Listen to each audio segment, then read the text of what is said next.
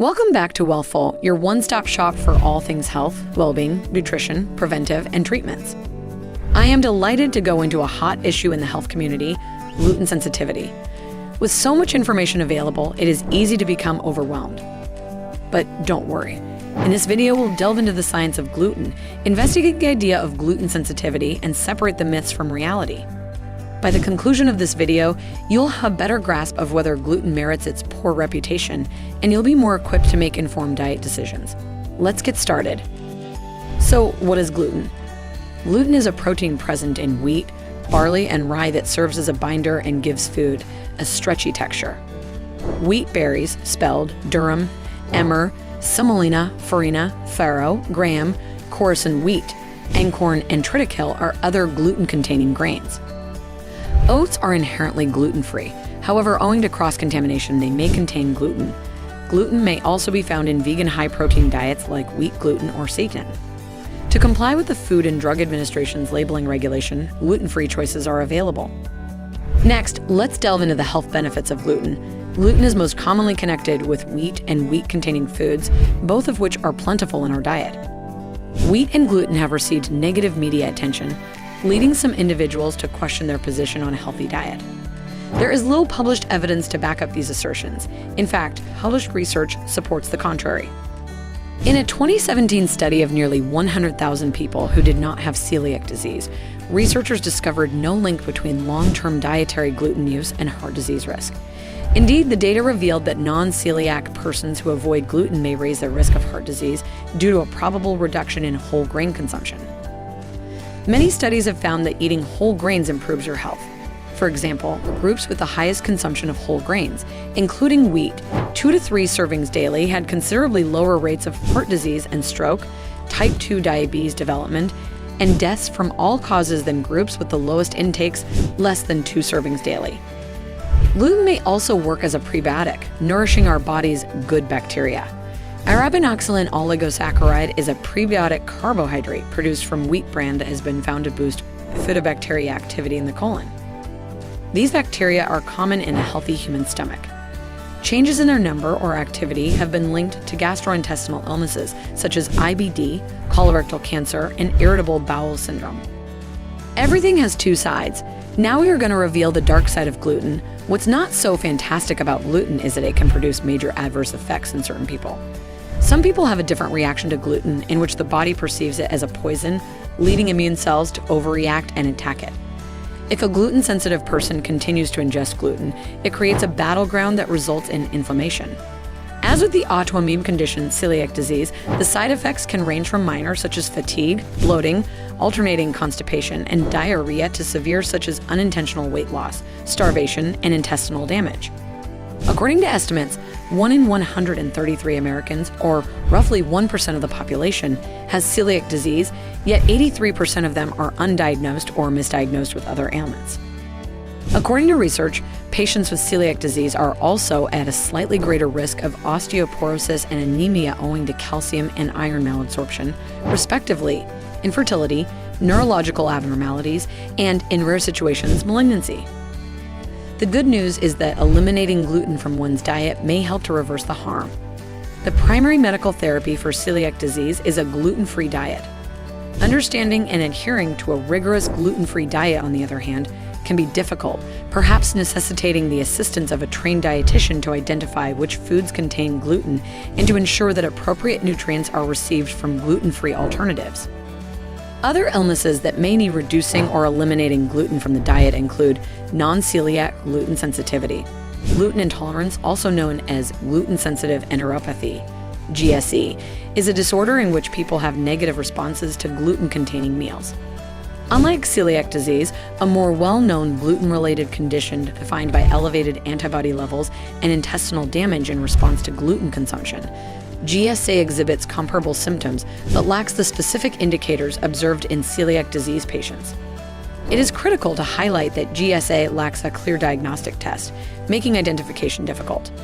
It is found, however, by an exclusion procedure in which persistent symptoms compatible with gluten-related disorders are noted and other probable explanations are ruled out.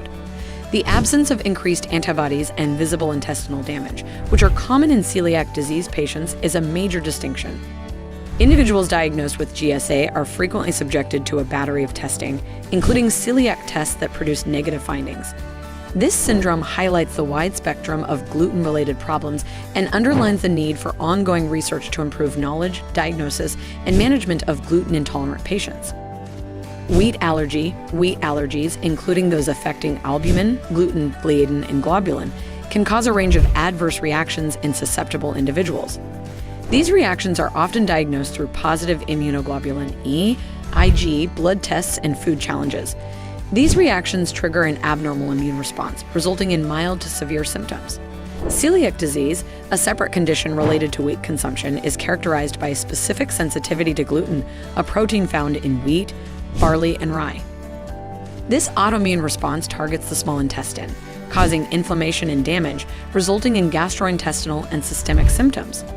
Swelling of the tongue or throat, itching, hives, itchy eyes, shortness of breath, queasiness, diarrhea, stomach discomfort, and in severe cases, life-threatening anaphylaxis are all possible allergic responses to wheat proteins. Wheat allergies must be diagnosed and managed as soon as possible. Even the absence of wheat allergies or celiac disease, non-celiac gluten sensitivity can arise. Wheat allergies are more frequent in children than in adults, but celiac disease can last into maturity and necessitates a gluten-free diet for life. Both illnesses highlight the significance of proper diagnosis and nutritional treatment. Dermatitis herpetiformis. Dermatitis herpetiformis, DH, a skin rash caused by gluten ingestion, is a specific immunological reaction defined by a persistent and itchy red rash on the skin. This rash often manifests as blisters and pimples, causing significant pain. It is worth noting that while those with celiac disease are more likely to get DH, this is not an absolute association. Dermatitis herpetiformis is connected to gluten sensitivity, indicating an intriguing interaction between food and skin health. Despite the link to celiac disease, DH can occur on its own and afflict people who do not have other signs of gluten sensitivity. This intricate component of the illness exemplifies the body's immune response's complexity. The duration and itching of the rash can have a substantial influence on an individual's quality of life, emphasizing the significance of early identification and treatment. Gluten-free diets are the most effective way to alleviate DH symptoms, emphasizing the direct influence of food choices on skin manifestations. Dermatitis herpetiformis, if properly understood and recognized, can lead to prompt management and better well-being for persons affected by this immune-mediated skin disorder. Is gluten responsible for brain fog? Individuals with extreme gluten sensitivity, particularly those with celiac disease, may be at a slightly increased risk of memory loss. Concerns have been raised concerning the possible influence of gluten intake on cognitive function. However, recent large-scale cohort research has thrown light on the subject, yielding fascinating results. This study focused on women and looked at the cognitive effects of varied gluten intake levels. Surprisingly, the study found no significant changes in cognitive scores between women who consumed a high amount of gluten and those who followed a low-gluten diet. Even after researchers removed people with pre-existing dementia or cancer diagnosis, the lack of a meaningful association between gluten consumption and cognitive function remained.